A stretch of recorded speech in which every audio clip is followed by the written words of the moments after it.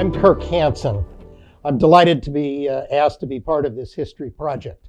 My short history that'll be elaborated on is that I taught at the Stanford Business School from 1978 to 2001, was the first regular business ethics professor there. In 2001, I took early retirement and came to Santa Clara University, which is hosting this video. And at Santa Clara University, I was the executive director of the Markkula Center for Applied Ethics and taught business ethics in the MBA and executive MBA program.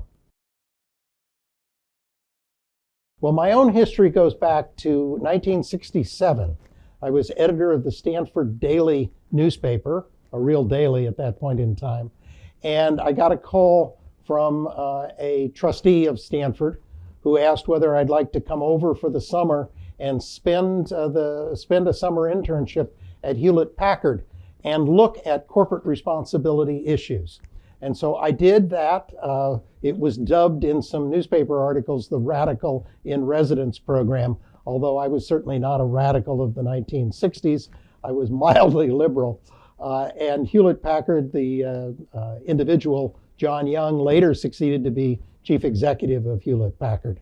But I spent a summer working on corporate responsibility issues. It whetted my appetite for how companies could serve society, and it became my passion for my entire career. I think my goal from the beginning was simply to introduce business ethics into the curriculum of an MBA program.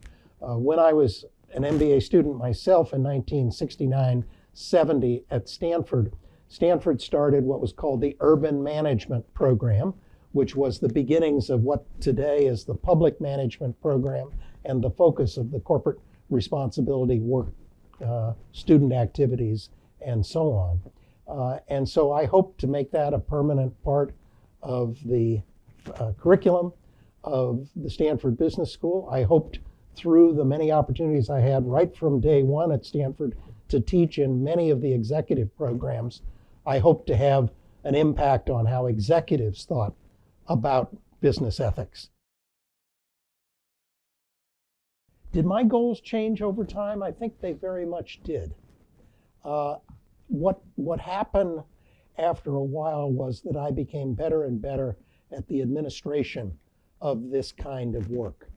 And so in 1986, when the Defense Industry Initiatives on Business Ethics and Conduct were formed, I played a major role in working with the leaders of that, with the executive director, on shaping what happened, what became the original 18 principles and other things that happened in that early period. The work at McDonnell Douglas was directly consulted in putting together the DII approach and became the basis of it. I became more and more interested in helping companies do this work, and so formed a consulting firm at that point on the side called the Hanson Group. And we did consulting during a period of about 6 or 7 years with about 50 to 60 companies, all of the major defense contractors, 15 of them, plus a number of others. We did consulting projects that were basically teaching ethics within the organization, but also consulting on the shaping of ethics programs.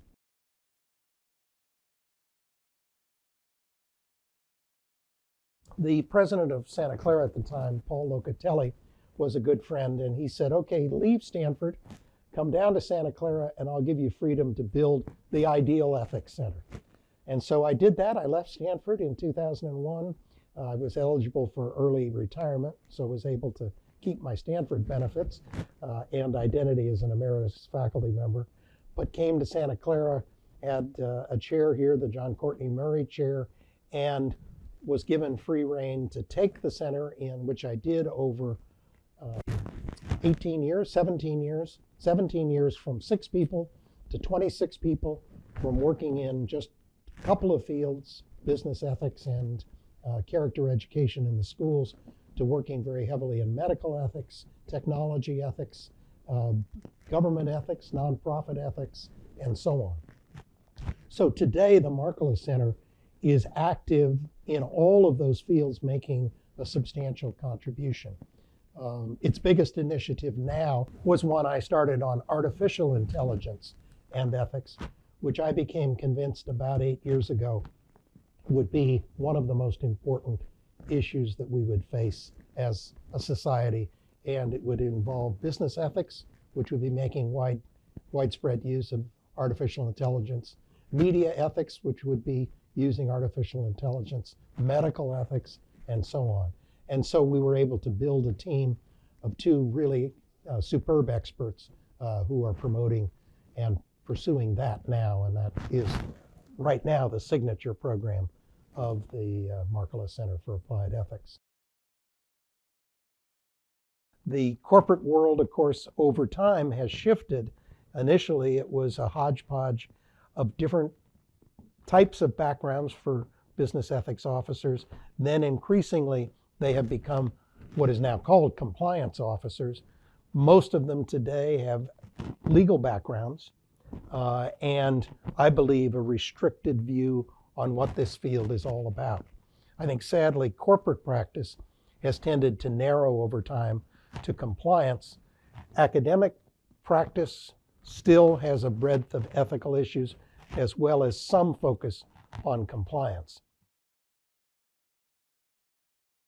We don't have a theory for what business's responsibility is. We don't have a concept of what ethical values need to be embodied in corporate practice.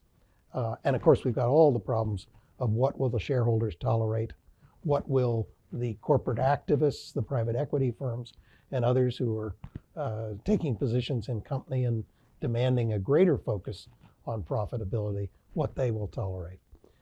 Ethics, unfortunately, still remains, to some extent, the province of the most profitable firms and the firms that are still run by their founder or a founding family.